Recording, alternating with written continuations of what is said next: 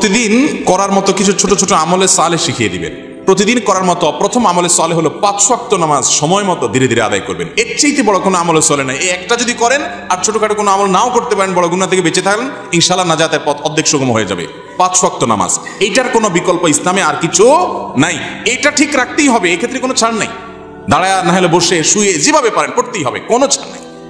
অতএব 1 নম্বর আমল হলো 5 ওয়াক্ত নামাজ পড়বেন। 2 নম্বর হলো সকল বড় বড় মোটা মোটা গুনাহগুলা থেকে বেঁচে থাকবেন। চোখের গুনাহ, হারাম জিনিস দেখা, হারাম জিনিস শোনা, গালমন্দ করা, মানুষের হক মারা, হারাম খাওয়া, এই বড় বড় গুনাহগুলো থেকে বেঁচে থাকবেন। নাম্বার 3, নবী করিম সাল্লাল্লাহু আলাইহি ওয়াসাল্লাম প্রতি বেশি বেশি দুরূদ পাঠ করবেন। আল্লাহুম্মা সাল্লি আলা মুহাম্মাদ ওয়া আলা আলি মুহাম্মাদ, শুধু সাল্লাল্লাহু আলাইহি ওয়াসাল্লাম, দুরূদ ইব্রাহিম যত বেশি পারেন দিনে 10 বার 20 বার পাঠ করবেন।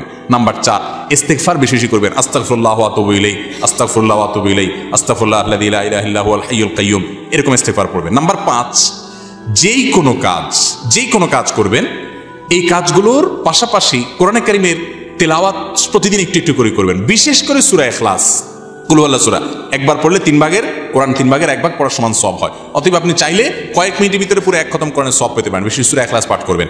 6 নম্বর হলো যত জিকির আছে কোরআন হাদিসে বর্ণিত, এই জিকিরগুলো বেশি বেশি করে পাঠ করবেন। যেমন সুবহানাল্লাহি ওয়া বিহামদিহি সুবহানাল্লাহিল আযীম, তারপর লা হাওলা ওয়ালা কুওয়াতা ইল্লা বিল্লাহ, এটাকে জান্নাতের ভান্ডার বলা হয়েছে। তারপর আপনার দুরূদ ইব্রাহিমের পাশাপাশি অন্যান্য সাধারণ দরুদ তো পড়বেনই। যত জিকির আছে এর মধ্যে একটা জিকির আছে ইয়া জাল জালালি ওয়াল ইকরাম, বেশি বেশি করে। তাহলে ইয়া জাল জালালি ওয়াল ইকরাম, সুবহানাল্লাহি ওয়া বিহামদিহি সুবহানাল্লাহিল আযীম এবং লা হাওলা ওয়ালা কুওয়াতা ইল্লা বিল্লাহ, স্পেশালি এই 3টা বেশি বেশি জিকির পাঠ করবেন। কোন মুসলমানকে জাহান্নামে দেওয়ার পর কখনো কি তাকে জান্নাতে দেওয়া হবে? খুব গুরুত্বপূর্ণ একটা প্রশ্ন। একটু আগে যে গোষ্ঠীর কথা বলছিলাম, যারা আমাদের নবীজির হাদিসকে অস্বীকার করে, তারা শুধু কোরআন দিয়ে চলতে চায়। শুধু কোরআনে এত ইনিশিয়েট দেওয়া আছে যে এটা দিয়ে সে চলতে পারবে না।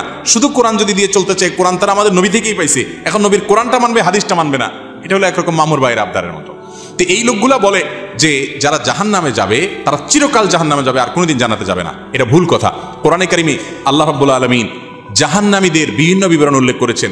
অনেক পাপের কারণে জাহান্নামে স্থায়ী থাকার কথা বলেছেন। কিন্তু এগুলোর সম্পর্কে খোদ নবী করিম সাল্লাল্লাহু আলাইহি ওয়াসাল্লাম কি ব্যাখ্যা দিয়েছেন, যার পরে কোরআন নাজিল হয়েছে, যাকে আল্লাহ পাঠিয়েছেন আমাদের কাছে, সেটা তারা জানার চেষ্টা করে না।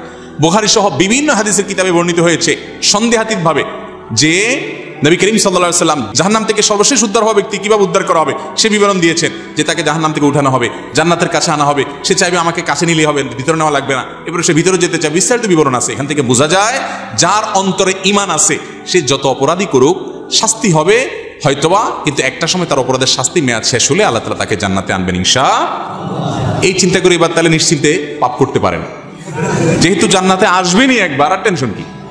কিন্তু জাহান্নামে পড়ার পরে আল্লাহ তাআলা আমাদেরকে হেফাজতে রাখুন। কেউ যদি বেদাতকে সুন্নাত মনে করে বা বলে, তার কি ঈমান থাকবে? বেদাতকে সুন্নাত বললেই বেঈমান হয়ে যাবে না, এত সহজ ক্যালকুলেশন করা যাবে না। একটা আমলকে একজন বেদাত বলছে, আরেকজন বলছে না এটা, আপনি বলছেন বেদাত, আমি বলছি না বা দাঁত, এটা দাঁত আছে। কেউ দাঁত পাইছে, কেউ দাঁত পায় নাই, অর্থাৎ কেউ সুন্নাত মনে করতেছে, কেউ বেদাত পাইছে।